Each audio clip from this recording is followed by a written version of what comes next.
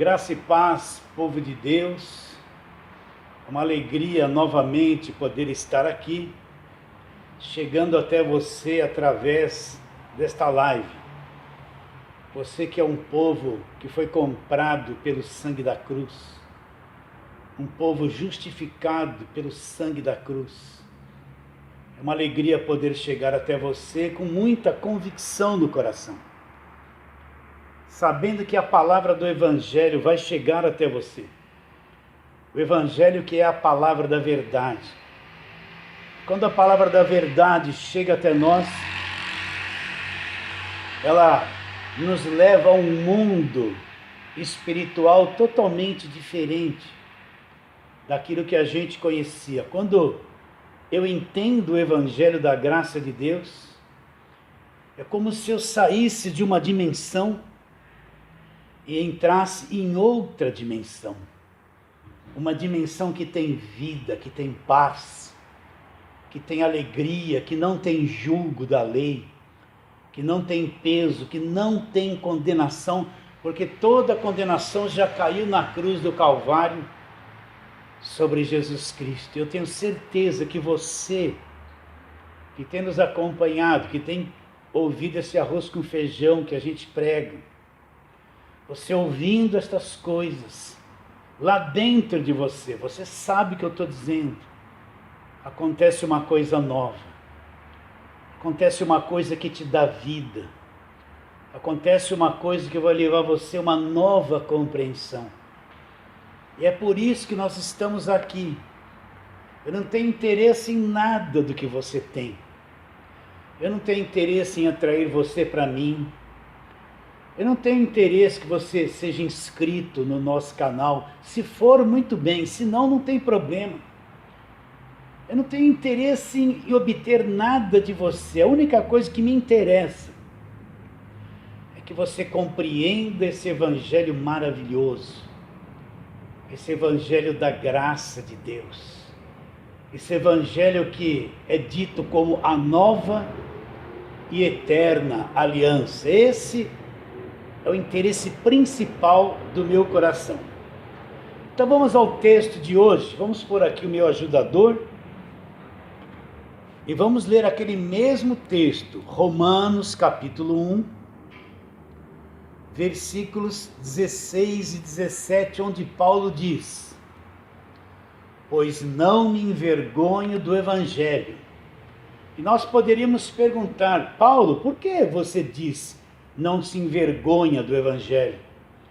E ele responde na parte seguinte do verso: porque é o poder de Deus para a salvação de todo aquele que crê, primeiro do judeu e também do grego, visto que a justiça de Deus se revela onde? Na velha aliança. A justiça de Deus se revela em guardar os mandamentos trazidos por Moisés? Não. Visto que a justiça de Deus se revela no Evangelho. Aonde que se revela a justiça de Deus? No Evangelho, Paulo responde. De fé em fé, como está escrito. O justo, quem é o justo? É aquele que foi justificado pela obra da cruz. Aquele que não tinha obras próprias para tornar-se justo aos olhos de Deus. Mas Cristo, através do seu sacrifício perfeito, o tornou justo, o justificou diante de Deus, a ponto de Deus olhar para mim e não imputar a mim nenhuma condenação e nenhuma culpa. Esse é o justo. E como é que esse justo vai viver? Ele vai viver pela sua própria fé. Então, olha que Paulo tem em mente. Paulo foi um fariseu, zeloso das obras da lei, que perseguiu a igreja, que julgava que tudo aquilo que estava fazendo era obra de Deus, era vontade de Deus.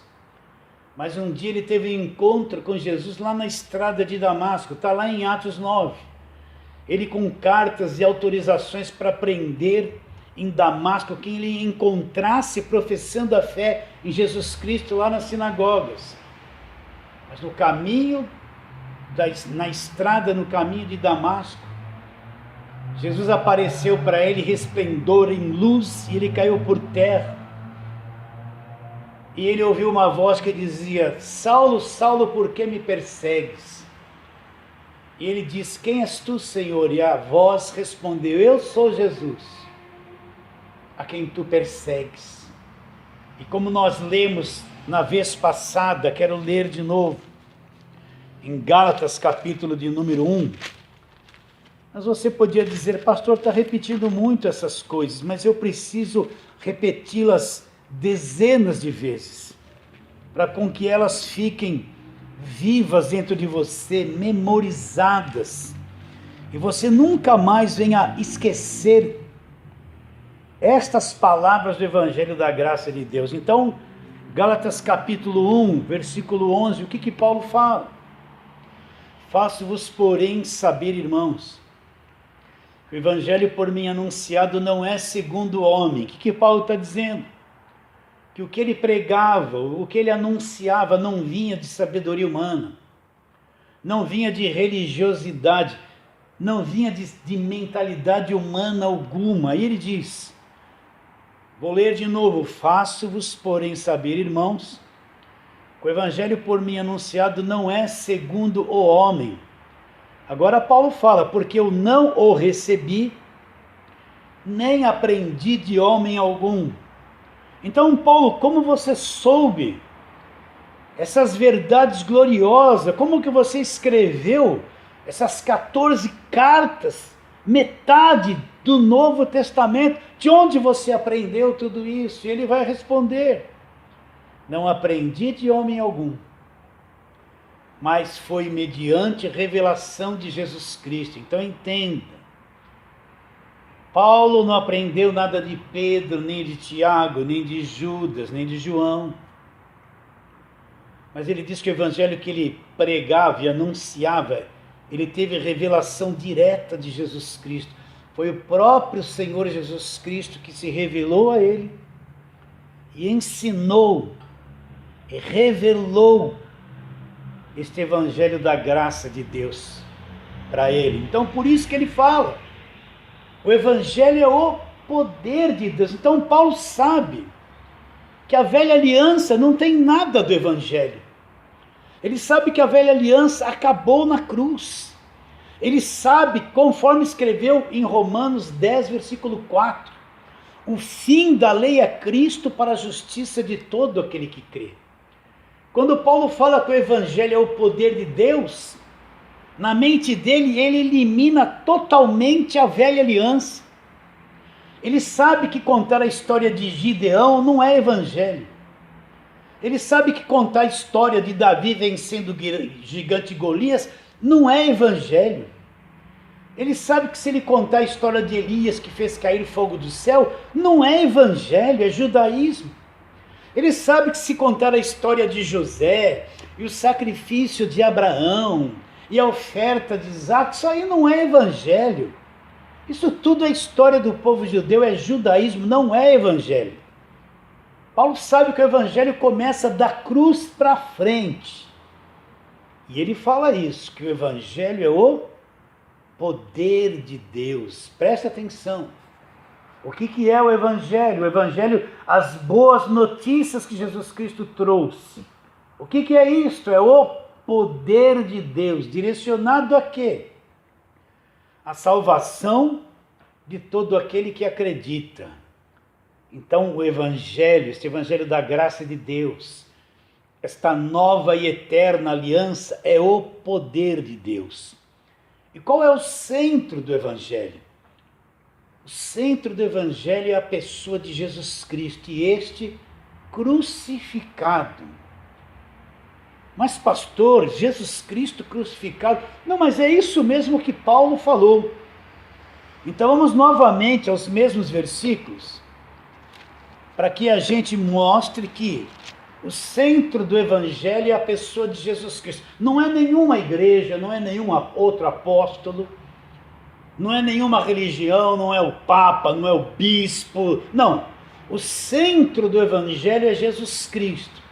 Então qualquer igreja que perdeu essa direção, qualquer igreja que descentralizou Cristo dos seus ensinos e das suas pregações e tomou um outro rumo. É uma igreja apóstata, que se desviou da verdade. Então o que Paulo falava? Paulo vai dizer isso. Primeira carta de Paulo aos Coríntios, capítulo de número 1, versículo 18. Repare bem, eu não estou inventando isso. Eu não estou dizendo aqui, ó, Deus me revelou. Eu estava dormindo de madrugada, aí eu acordei e senti vontade de orar. Aí Deus abriu a porta do céu e me revelou. Eu estava no monte consagrando óleo consagrado.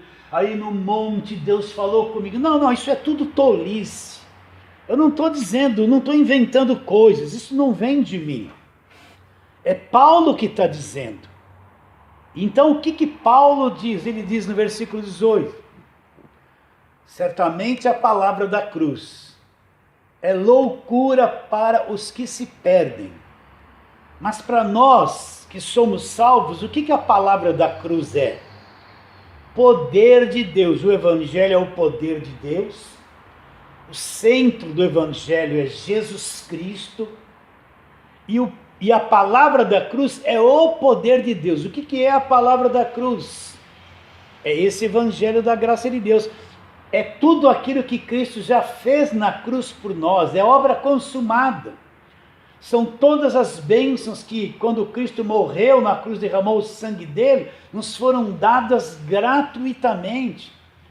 A palavra da cruz é o ensino de tudo aquilo que já foi feito por nós na cruz do Calvário através da morte de Jesus Cristo. Então Paulo fala, a palavra da cruz é loucura para quem está perdido, mas para nós que somos salvos, o que é a palavra da cruz? Poder de Deus. Olha, foi Paulo que disse isso. Continuando, versículo 23. Olha as palavras de Paulo. Mas nós pregamos Cristo crucificado. Pastor, então quer dizer que Paulo não pregou só o Cristo ressuscitado? Não. Ele pregou o Cristo morto, o Cristo crucificado. Olha, ele que está dizendo aqui em sua carta. É palavra do apóstolo Paulo. Ele diz, mas nós pregamos Cristo crucificado. O que é o Cristo crucificado? É o Cristo morto, é aquilo que aconteceu com a morte dele na cruz. Aí ele fala, nós pregamos Cristo crucificado, escândalo para os judeus, loucura para os gentios. Mas para os que foram chamados, tanto os judeus como gregos, pregamos Cristo crucificado. O que é o Cristo crucificado? Olha lá. Poder de Deus e sabedoria de Deus. Então o que o apóstolo está dizendo? Que o centro do evangelho é o Cristo crucificado. É aquele Cristo morto na cruz. É dali que vem toda a vitória, todas as bênçãos, vem a justificação, a redenção, a filiação. É dali que vem toda a nossa herança. É dali que vem toda a sorte de bênçãos espirituais nas regiões celestiais. Então o que Paulo disse que o Cristo crucificado é? Nós pregamos Cristo crucificado. Poder de Deus e sabedoria de Deus. Olha o capítulo 2 da segunda carta de Paulo aos Coríntios. Eu, irmãos, quando eu fui ter convosco, anunciando-vos o testemunho de Deus, não o fiz com ostentação de linguagem ou de sabedoria, porque decidi nada saber entre vós, senão Jesus Cristo e este crucificado. E foi em fraqueza, temor e grande tremor que eu estive entre vós. A minha palavra e a minha pregação não consistiram em linguagem persuasiva de sabedoria, mas em demonstração de espírito e de poder, para que a vossa fé não se apoiasse em sabedoria humana, e sim no poder de Deus. O que Paulo está dizendo quando ele foi aos Coríntios? Ele decidiu nada saber, ele não usou nenhuma técnica psicológica, ele não usou nenhuma sutileza, ele não usou sabedoria de palavras, não foi lá contar historinha bonita para aquelas pessoas. Ele decidiu nada saber entre eles, senão Jesus Cristo e este crucificado. O Cristo da cruz. Para quê? Lá no final ele responde: para que a vossa fé não se apoiasse em sabedoria humana, mas se apoiasse aonde? No poder de Deus. Então a fé que se apoia no poder de Deus é a fé que se apoia na obra de Cristo na cruz, na palavra da cruz, no Cristo que foi morto na cruz, o Cristo crucificado. Então Paulo disse: o Evangelho é o poder de Deus. Qual é o centro da mensagem de Paulo? O Cristo crucificado. O centro do Evangelho é Jesus Cristo. Não esqueça isso. O centro do Evangelho não é resolver problema de uma pessoa, não é pregar prosperidade para ela, não é fazer campanha para alcançar isso, não é fazer campanha para alcançar aquilo, não é distribuir coisa orada e ungida. Tudo isso é uma mentira, é uma farsa. Não é solucionar os problemas das pessoas, não. O centro do Evangelho é Jesus Cristo. É Jesus Cristo, é Jesus Cristo e este crucificado. Agora, esse Evangelho que é o poder de Deus, tendo como centro Jesus Cristo, agora ele se abre em várias verdades, como se fosse um leque. Nós temos trabalhado em cada uma dessas verdades. Cristo é o centro, é o coração do Evangelho, e agora o que ele fez na cruz se abre em várias verdades, como se fosse um leque. Nós temos trabalhado em cada parte desta verdade, para que tudo isso caia dentro de você e você seja maduro no conhecimento da graça de Deus e no conhecimento da pessoa de Jesus Cristo. E hoje nós vamos falar mais uma verdade desta, que foi trazida por nós através do Evangelho. Se encontra lá em Efésios capítulo 1. Então vamos lá, carta de Paulo aos Efésios, capítulo de número 1.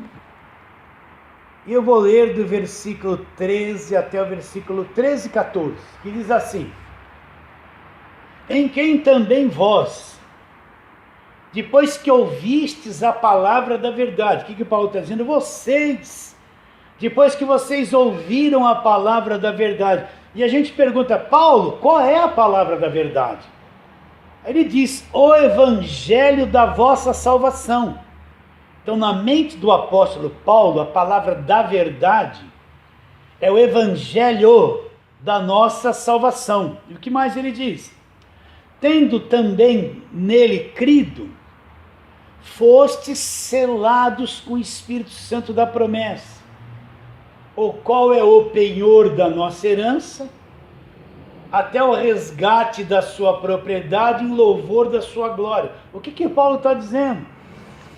Quando eu ouvi a palavra da verdade, que é o evangelho da minha salvação, quando eu acreditei no evangelho de todo o meu coração, eu fui selado com o Espírito Santo da promessa.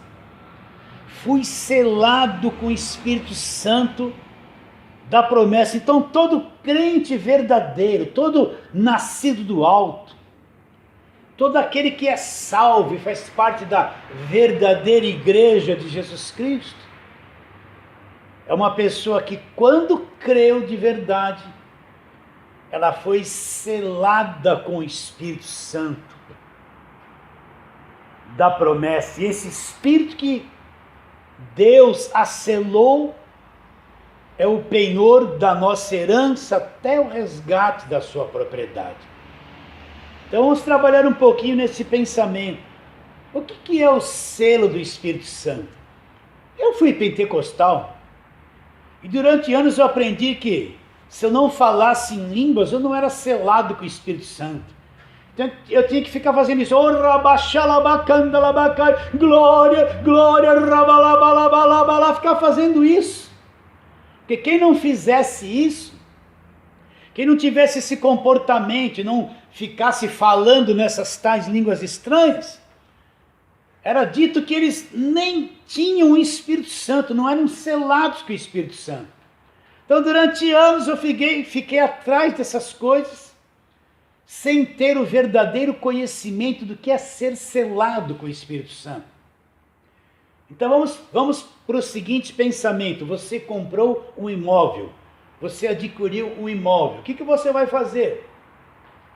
Você vai num cartório, vai lavrar lá uma escritura de compra do imóvel, e depois você vai registrar esse imóvel.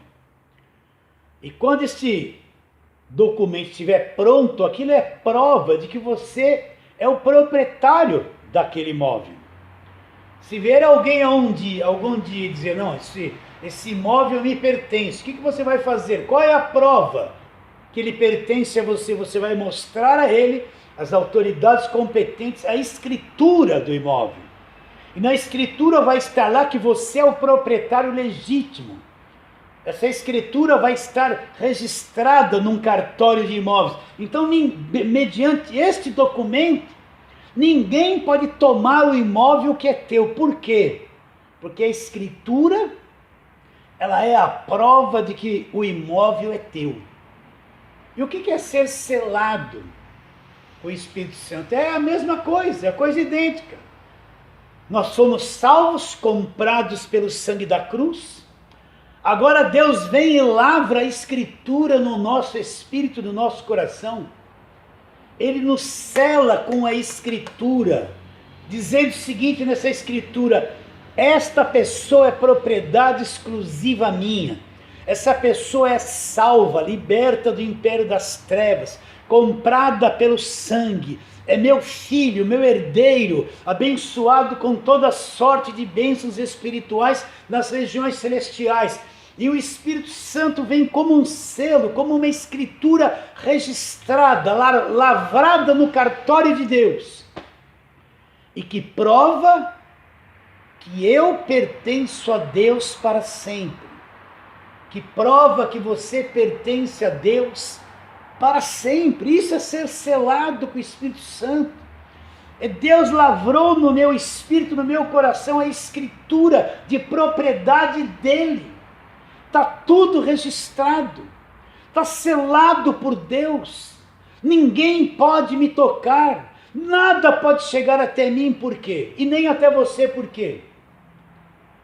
Porque nós somos selados com o Espírito Santo de Deus.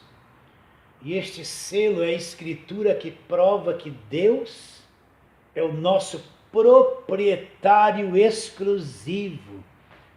Você acredita nisso? Se eu ver você e você me ver, você não vai ver essa escritura em mim.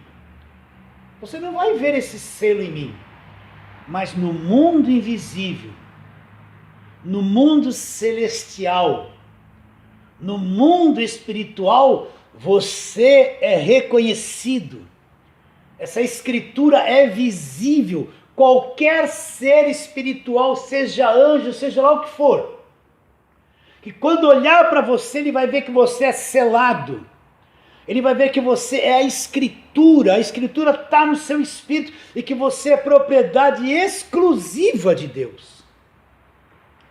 E propriedade de Deus para sempre, nunca vai se perder. Guardado e protegido pelo poder de Deus. Você acredita nisso? Você acredita que em você é selado com o Espírito Santo? E esse selo de Deus é a escritura de posse que ele tem como proprietário da tua vida? É que o mundo invisível te vê e sabe quem você é. Visivelmente você não sabe. Mas na outra dimensão, no mundo espiritual, você é visto como, olha lá, selar o selo de Deus nessa pessoa, propriedade exclusiva de Deus, comprado pelo sangue da cruz. Será que você acredita nisso? Será que você entende isso? O que mais ele diz? O qual é o penhor da nossa herança, até o resgate da sua propriedade em louvor da sua glória. Esse Espírito que nos foi dado, que é o Espírito de Deus, ele é o penhor desta herança. O que é o penhor? Há muitos anos atrás, a pessoa queria um valor em dinheiro emprestado da Caixa Econômica.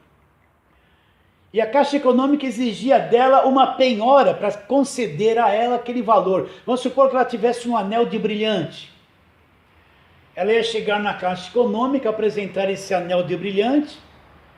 Eles iriam com peritos analisar se era um brilhante verdadeiro, fazer uma avaliação, e se fosse verdadeiro, eles iriam pegar esse brilhante como uma garantia. Você iria penhorar esse diamante, pegar um valor X em dinheiro correspondente, um pouco menos do que o diamante valia, e o diamante era garantia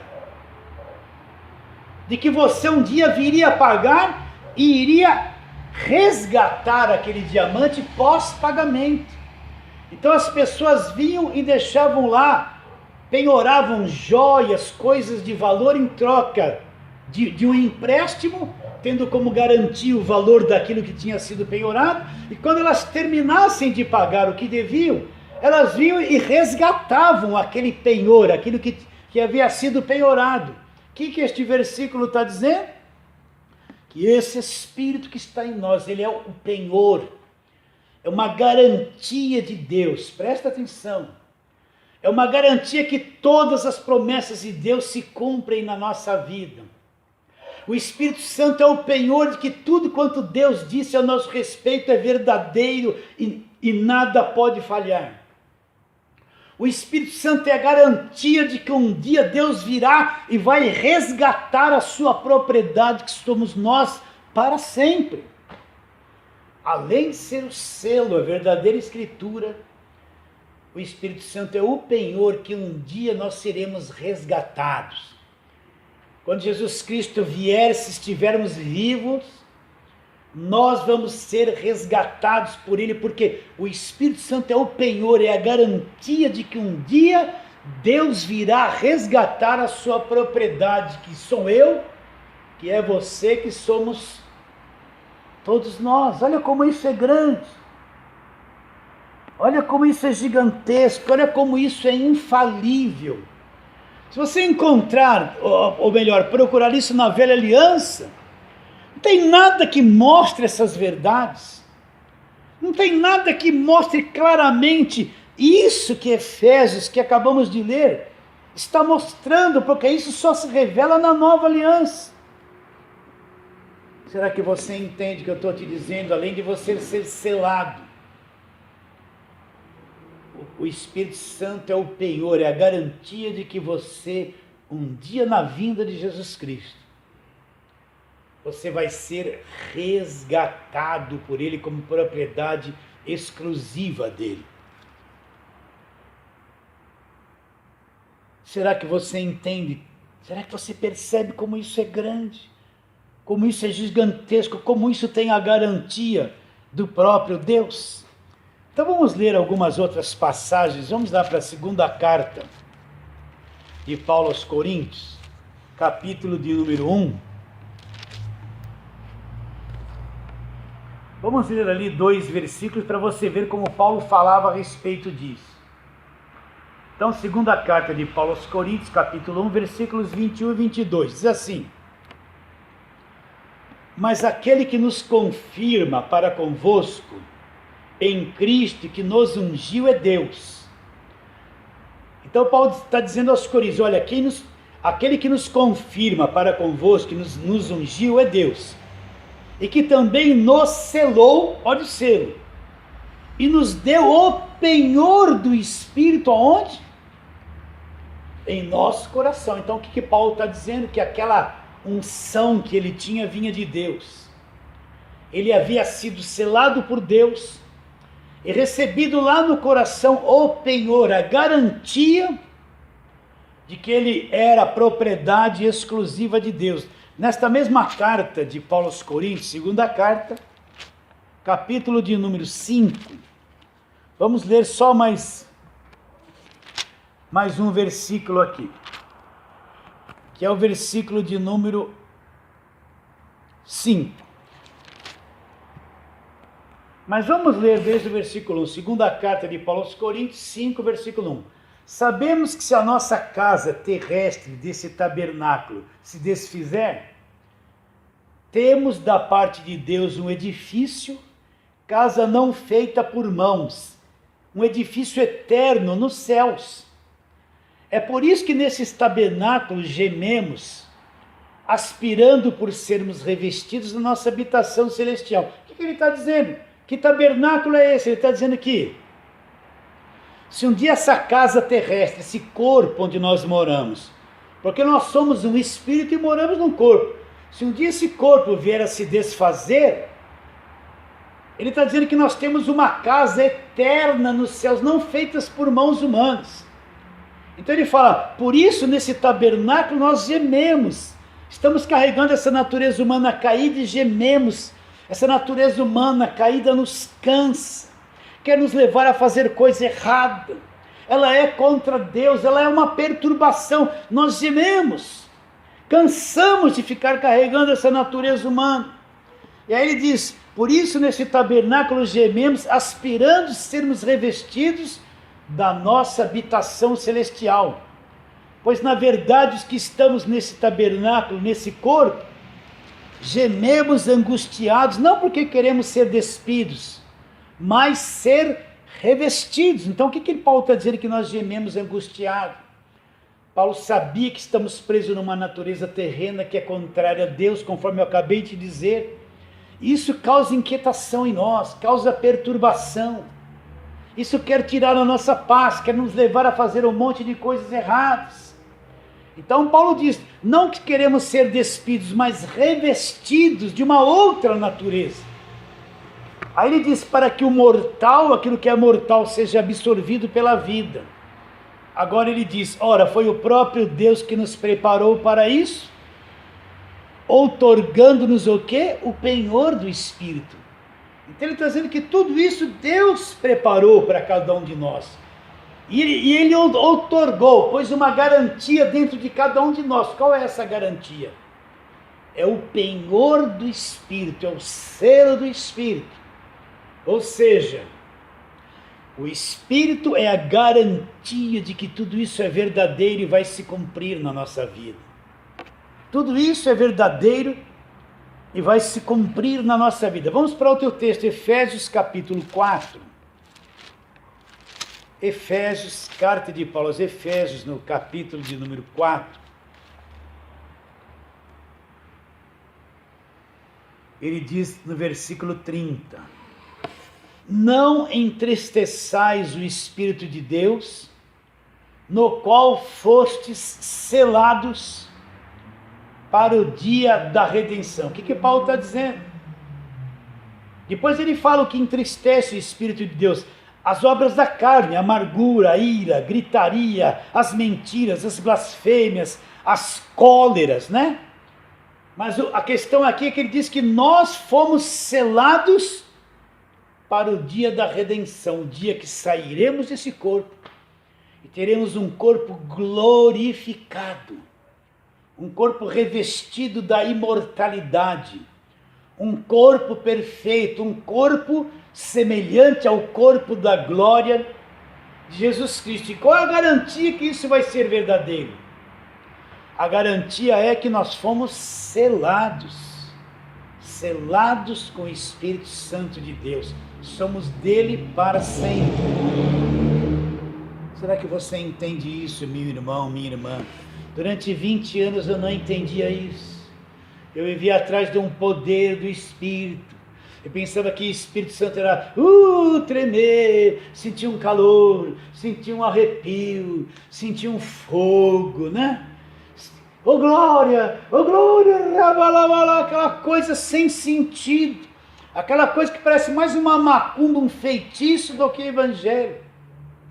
E quando você vai ver o que é o Espírito Santo, o que é selo do Espírito Santo, o que é o penhor do Espírito Santo, é uma coisa que não tem nada a ver com esse assunto de pentecostalismo que acredito que uma boa parte de vocês viveu, se é que não está vivendo ainda envolvido com tudo isso.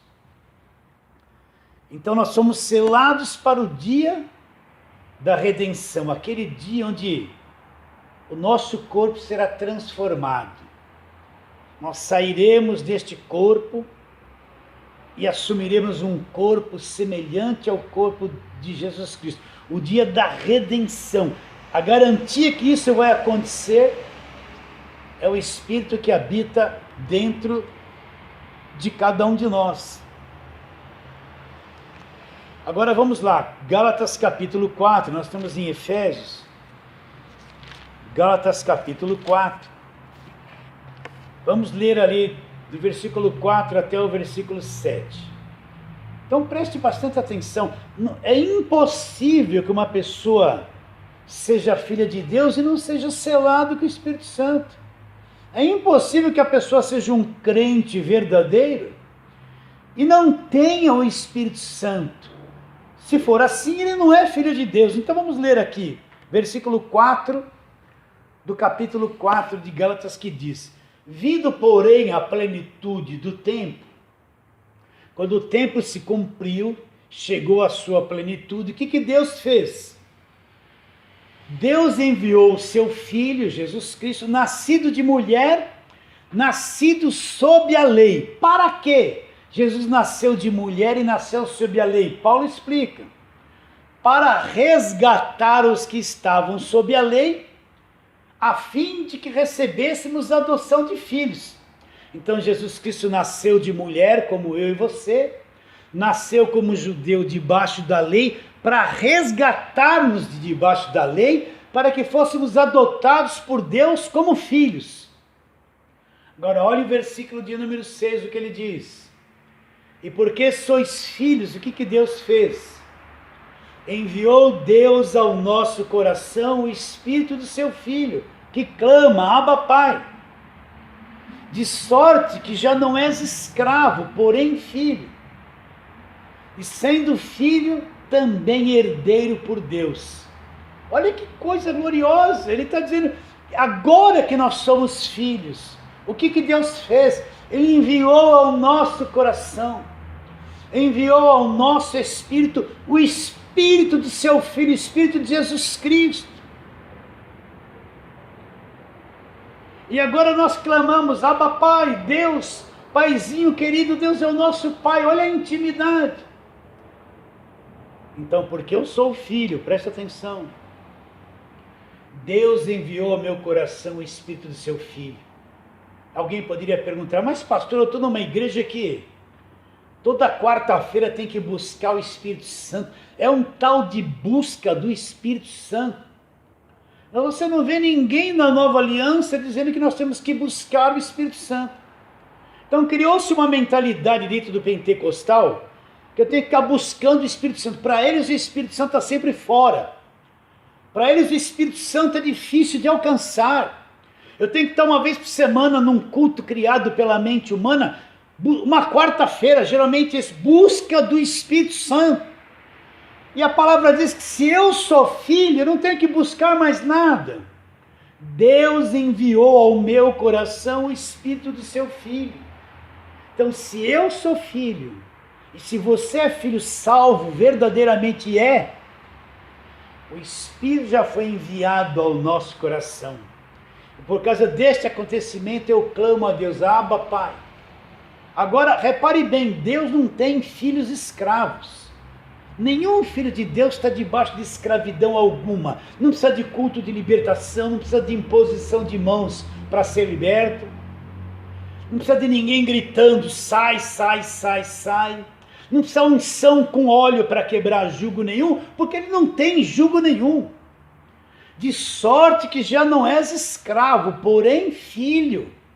Então, se eu sou um filho, e Deus enviou o Espírito no meu coração para habitar dentro de mim, eu não sou mais escravo. Olha lá o versículo 7 que diz: de sorte que já não é mais escravo, porém eu sou filho.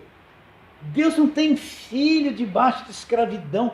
Quanto demora para a mente da pessoa ser iluminada, para ela acreditar que não existe escravidão na vida dela, que ela não precisa mais de culto de libertação, que ela já foi liberta totalmente de todas as coisas. Porque no sistema escravizou a mente, dizendo que sempre precisamos de libertação. Mas no Evangelho diz, de sorte que já não és escravo, porém filho. E sendo filho, o que mais eu sou? Olha lá o que o versículo diz. Sendo filho, eu também sou herdeiro de Deus. O que significa isso? Que tudo que Deus tem pertence a mim. Todas as riquezas celestiais, todos os universos criados por Deus em todas as dimensões. Eu sou um herdeiro de Deus por direito de nascimento. Tudo que pertence a Deus pertence a mim agora.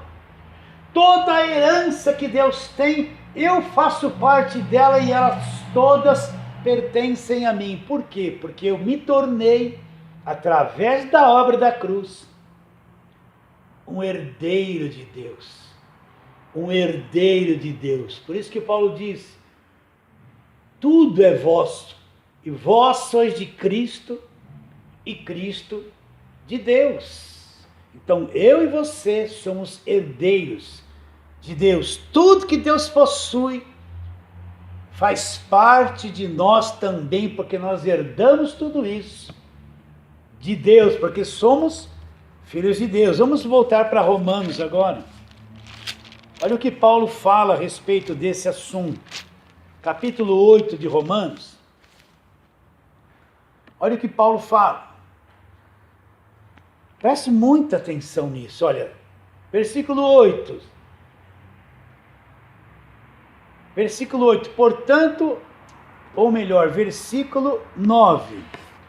Vós, porém, não estáis na carne, mas vocês estão no Espírito.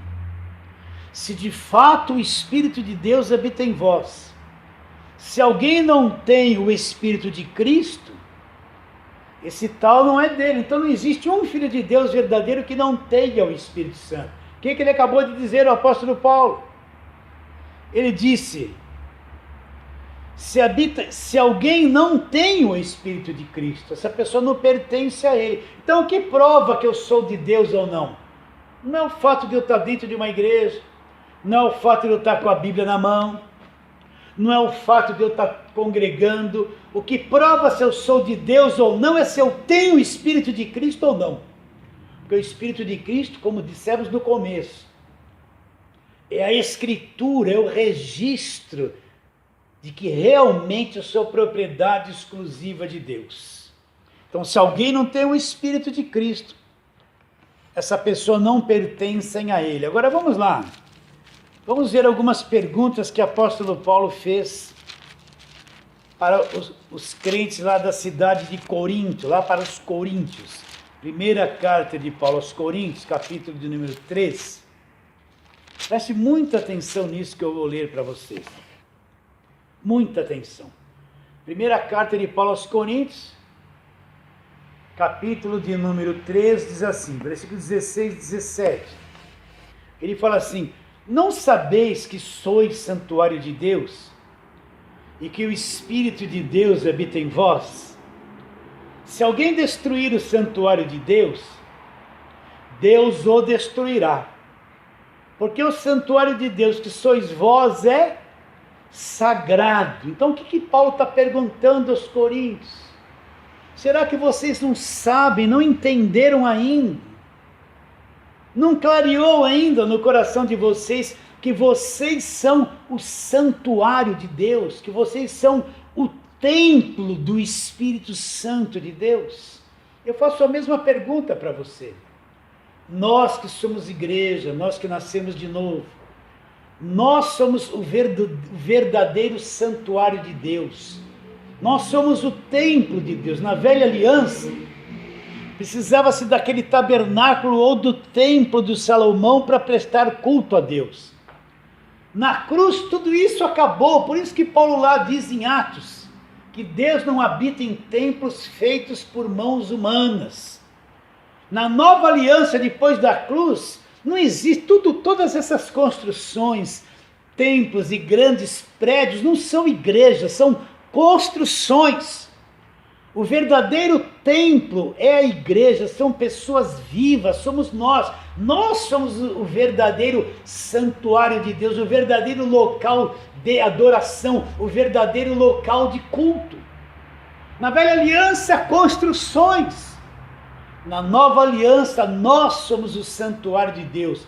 Cada um de nós, Deus habita dentro de cada um de nós, somos os verdadeiros santuários de Deus. Então Paulo está perguntando isso para os coríntios. Vocês não sabem ainda, não entenderam ainda que vocês são o santuário de Deus, que o Espírito de Deus habita em onde? Aonde? Em nós. E agora ele fala uma coisa gigantesca, olha. Se alguém destruir o santuário de Deus, o que Deus vai fazer? Deus o destruirá. Porque o santuário de Deus, o lugar onde Deus habita, aonde está o selo de Deus, aonde habita o Espírito Santo de Deus, que é você. Se alguém destruir o santuário de Deus, Deus o destruirá. Porque o santuário de Deus, que é você, que sou eu, que é a igreja, que somos nós, é uma coisa sagrada. Então o que Paulo diz? Que nós somos o verdadeiro santuário de Deus. E nós somos sagrados, sagrados para Deus. Leia. Se alguém destruir o santuário de Deus, o que Deus vai fazer? Deus o destruirá. Porque o santuário de Deus, que é você, que somos nós, que é a igreja, nós somos sagrados. Sagrados. Olha como isso é grande, rico, maravilhoso. Nós somos o verdadeiro santuário de Deus. Nessa mesma carta, no capítulo de número 6, primeira carta de Paulo aos Coríntios, capítulo de número 6, vamos ler lá 2 versículos, 19 e 20. E Paulo faz a mesma pergunta. Acaso não sabeis que o vosso corpo é templo do Espírito Santo? E onde está o Espírito Santo? Que está em vós. Vocês têm isso da parte de Deus. Vocês não são de vocês mesmos, porque vocês foram comprados por preço. Glorificai a Deus agora no vosso corpo. O que Paulo está dizendo? Mas a mesma pergunta. Acaso vocês não sabem que vocês são o verdadeiro santuário de Deus? E que o Espírito de Deus habita onde? Está em vocês. E vocês têm esse Espírito da parte de Deus. Vocês não são de vocês mesmos. Porque vocês foram comprados por preço. A vida de vocês foi paga pelo sangue da cruz. Cristo comprou cada um de nós com seu próprio sangue. Será que vocês não sabem isso ainda? Pense um pouquinho a respeito disso. Quero ler um texto aqui para vocês. Está lá em João, capítulo de número 4. É sobre aquela mulher samaritana. Você conhece bem a história dessa mulher samaritana. Jesus foi beber água naquela fonte de Jacó. Aquela mulher veio, ele pediu para que ela desse a ele de beber. Ele disse: olha, os samaritanos não se comunicam, os judeus não se comunicam com os samaritanos. Aí Jesus disse para ela: mulher, se você soubesse quem é que fala contigo, você pediria, ele lhe daria a água da vida. Ela disse: Senhor, não tem com que tirar, e o poço é fundo, como vai dar a água da vida? E houve aquela conversa toda da mulher com Jesus Cristo, até que Jesus Cristo disse, a mulher disse para Jesus, no versículo 19 de João 4, Senhor, disse-lhe a mulher, vejo que tu és profeta. Olha a visão de adoração que ela tinha, presta atenção. Nossos pais adoraram neste monte, e vós dizeis que é lá em Jerusalém, onde está o templo, é o lugar que se deve adorar. Então, qual a visão de adoração que aquela mulher tinha na mente dela? 2 locais de adoração, ou subia no monte para adorar, presta atenção, ou ia lá no templo para adorar. Na mente dela, adorar a Deus tinha que ter um local específico, uma construção de um templo, ou subir no monte para adorar. É como nos dias de hoje, a pessoa pensa que adorar a Deus eu tenho que estar dentro de uma construção. Para adorar a Deus eu tenho que estar dentro de um templo de Salomão. Para adorar a Deus eu tenho que estar dentro de 4 paredes que se chama igreja. Para adorar a Deus eu tenho que estar num culto e está todo mundo cantando, dançando. A visão de adoração de hoje é uma adoração que depende de um local, que depende de uma reunião, que depende de um prédio, que depende de pessoas. Essa é a visão de adoração da velha aliança. O que Jesus Cristo respondeu para ela? Olha lá. Disse-lhe Jesus: mulher, pode crer-me, que a hora vem, que nem neste monte, nem em Jerusalém adorareis ao Pai. O que Jesus Cristo disse? Que a hora vem, estava chegando uma hora, que esse tipo de adoração em monte, em templo de Salomão, em construções feitas por homens, isso iria mudar. Aí o que mais ele diz? Olha o que ele diz para a mulher: vós adorais o que vocês não conhecem, nós adoramos o que conhecemos, porque a salvação vem dos judeus. Que Jesus disse para ela, que aquele tipo de adoração que eles tinham, elas não conheciam a verdadeira adoração, eles estavam adorando uma coisa que eles não conheciam, que estava chegando um tempo de existir a verdadeira adoração. E o que mais Jesus Cristo disse para ela, versículo 23, mas a hora vem e já chegou, em que os verdadeiros adoradores vão adorar o Pai aonde? Lá no Espírito.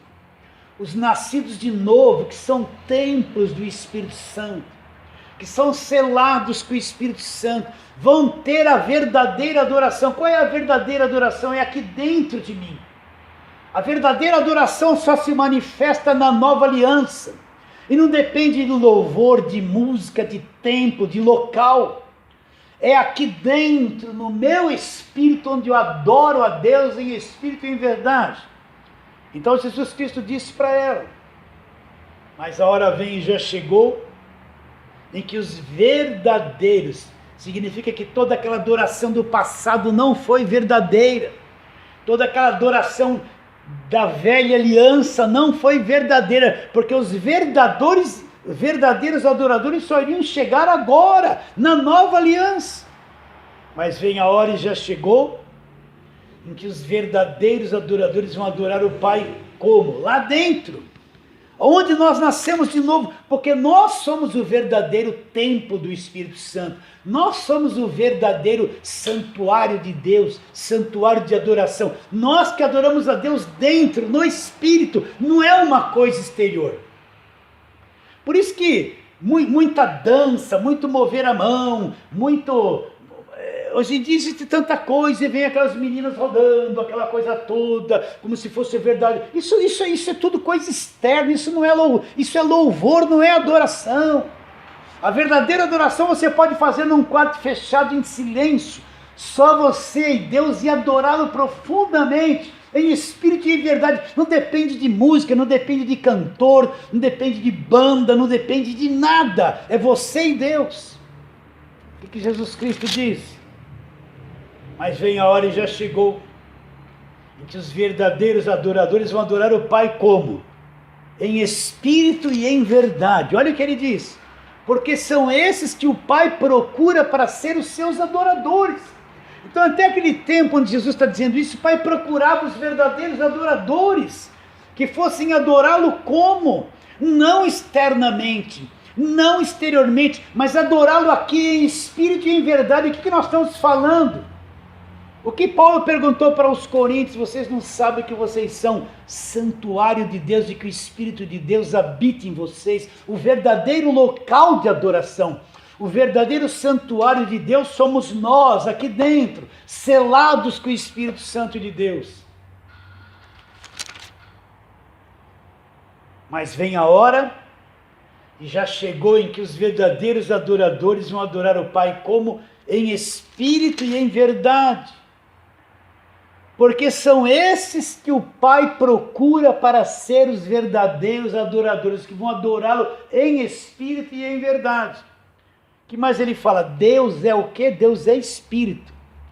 E importa que os seus adoradores o adorem em espírito e em verdade. Recapitulando: Eu não preciso de louvor para adorar a Deus, não preciso de música cantada para adorar a Deus, não preciso de banda para adorar a Deus, não preciso estar num local de reunião para adorar a Deus. A verdadeira adoração não depende de nada externo. A verdadeira adoração não depende de quanta música eu cantei, não depende se existe banda ou deixou de existir, não depende se alguém dança na frente da igreja, não depende de nada disso. É uma adoração interior em espírito e em verdade. Essa é a verdadeira adoração. Esses são os que o Pai procura para ser os verdadeiros adoradores. Deus é espírito, importa que os seus adoradores o adorem como em espírito e em verdade. E para nós terminarmos, vamos para a primeira carta de Paulo aos Coríntios, capítulo de número 2. Primeira carta de Paulo aos Coríntios, capítulo de número 2. E vamos recapitular. O Evangelho é o poder de Deus. Qual é o centro do Evangelho? É a pessoa de Jesus Cristo. E Paulo diz, e este crucificado, ele fala que o Cristo crucificado é o poder de Deus e a sabedoria de Deus. Então, o Evangelho é o poder de Deus, o centro do Evangelho é a fé no Jesus Cristo crucificado, e daí, sendo Cristo o centro da fé do Evangelho, várias verdades se abrem em leque. E nós temos falado uma delas, que Deus veio habitar em cada um de nós, que Deus veio nos selar com o Espírito Santo, que o selo é a garantia de que nós somos de Deus, e é o penhor, a garantia de que Deus virá nos resgatar. Temos afirmado que nós somos o verdadeiro santuário de Deus, não precisamos de templo construído por mãos humanas. A verdadeira adoração acontece em qualquer lugar, porque nós somos o verdadeiro santuário de Deus. Deus procura os verdadeiros adoradores que o adorarão em espírito e em verdade. Nós somos estes. E qual mais? Que coisa mais é acrescentada, pastor?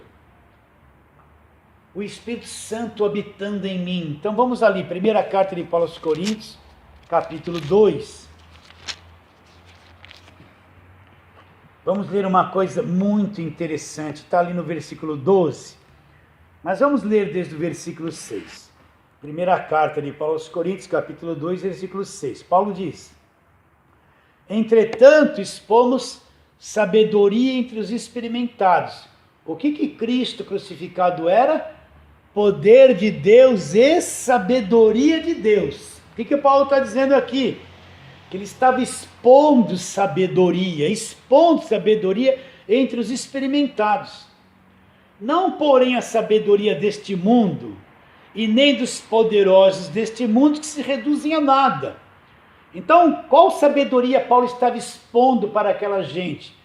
Mas falamos a sabedoria de Deus em mistério, outrora oculta, o qual Deus preordenou desde a eternidade para a nossa glória. Ele diz, sabedoria essa que nenhum dos poderosos desse século conheceu, porque se a tivesse conhecido, jamais teria crucificado o Senhor da glória. Aí ele continua dizendo, como está escrito, nem olhos viram, nem ouvidos ouviram, nem se passou em coração humano que Deus tem preparado para aqueles que o amam. Aí Paulo responde, mas Deus nolo revelou como? Pelo Espírito. Então Paulo está dizendo uma sabedoria que não era humana, que Paulo estava expondo, que esteve oculta das gerações passadas, que ninguém lá na velha aliança entendeu. Que sabedoria oculta era essa? Esse Cristo crucificado, essa obra da cruz. Isso não passa pelos olhos, ouvidos, as emoções do homem não podem produzir esse conhecimento. Então, como é que Paulo conheceu todas essas coisas? Agora ele explica. Mas Deus nos revelou pelo Espírito, porque o Espírito a todas as coisas perscruta, até mesmo as profundezas de Deus. Porque qual dos homens sabe as coisas do homem, senão seu próprio Espírito que nele está? Assim também as coisas de Deus ninguém as conhece, senão o Espírito que vem de Deus. O que Paulo está dizendo? Que todas as coisas profundas que ele conheceu foram reveladas a ele pelo Espírito de Deus. Pelo Espírito de Deus. E depois ele diz: ora, nós não temos recebido o Espírito do mundo. Então, Paulo, o que nós recebemos? E sim o Espírito que vem de Deus, para quê? Para que conheçamos o que por Deus nos foi dado como gratuitamente. Então nós somos selados pelo Espírito de Deus. É o penhor da nossa herança até o resgate da propriedade de Deus. Nós nos tornamos santuário de Deus, templo do Espírito Santo, o verdadeiro lugar de adoração. E que mais? Por que mais nós recebemos o Espírito de Deus, o Espírito de Cristo, o Espírito Santo? Ele diz: ora, nós não temos recebido o Espírito que vem do mundo, e sim o Espírito que vem de Deus. Para quê? Para que conheçamos o que por Deus nos foi dado como gratuitamente. Então, a função principal pela qual nós recebemos o Espírito que vem de Deus, que habita dentro de nós, que nos selou, que é o penhor, que nos tornou santuário de Deus, com qual finalidade?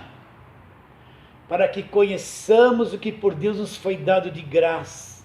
Olha a função principal: para que eu e você conheçamos o que Deus nos deu gratuitamente. É o Espírito que vai despertando o nosso espírito, abrindo o nosso entendimento, para que a gente venha conhecer o Evangelho da graça de Deus. É o Espírito que vai abrindo a nossa mente para que conheçamos o Evangelho da graça de Deus. É o Espírito que opera em nós para que conheçamos o que Deus nos deu gratuitamente, tudo aquilo que foi nos dado de graça. Tudo aquilo que Deus nos deu gratuitamente. O que temos falado? Pela graça sois salvos mediante a fé. Isso não vem de vós, é um dom de Deus. Não vem de obras para que ninguém se glorie. Então é o Espírito que vai abrindo a nossa mente para o Evangelho, que vai iluminando os olhos do nosso coração, que vai clareando todas as coisas. E nós passamos a conhecer pouco a pouco tudo o que nos foi dado como por obras, por esforço próprio, pelas campanhas que eu fiz, pelos votos da lei, pelos sacrifícios. É por isso que Deus me deu as coisas? Não! Para que conheçamos tudo que foi nos dado gratuitamente. Então esse Espírito veio para dentro de nós, nos selou, nos fez santuário, é o penhor da herança, e ele abre o nosso entendimento para que conheçamos o que por Deus nos foi dado gratuitamente, que é este Evangelho da graça de Deus. Tudo já nos foi dado gratuitamente. E para nós terminarmos, Romanos capítulo 1, o que Paulo fala? Pois não me envergonha do Evangelho. Por que, Paulo, você não se envergonha do Evangelho? Porque o Evangelho é o poder de Deus para a salvação de todo aquele que crê.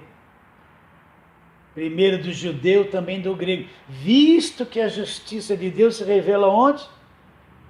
De fé em fé. Como está escrito, o justo vai viver como? Pela fé do pastor, do bispo, do apóstolo, da missionária, daquela que revela, do revelador. Não. O justo vai viver pela sua própria fé. Então hoje estamos terminando mais uma verdade que vem do centro, que é Jesus Cristo crucificado, que já fomos selados com o Espírito, que nos tornamos santuário de Deus, o lugar da verdadeira adoração. Esse Espírito é o penhor da nossa herança. É Ele que nos leva a conhecer tudo que foi nos dado, o quê? Gratuitamente. E esta é mais uma verdade que encontramos neste Evangelho da graça de Deus. Um abraço forte a todos vocês. Vamos terminando por aqui, em nome de Jesus.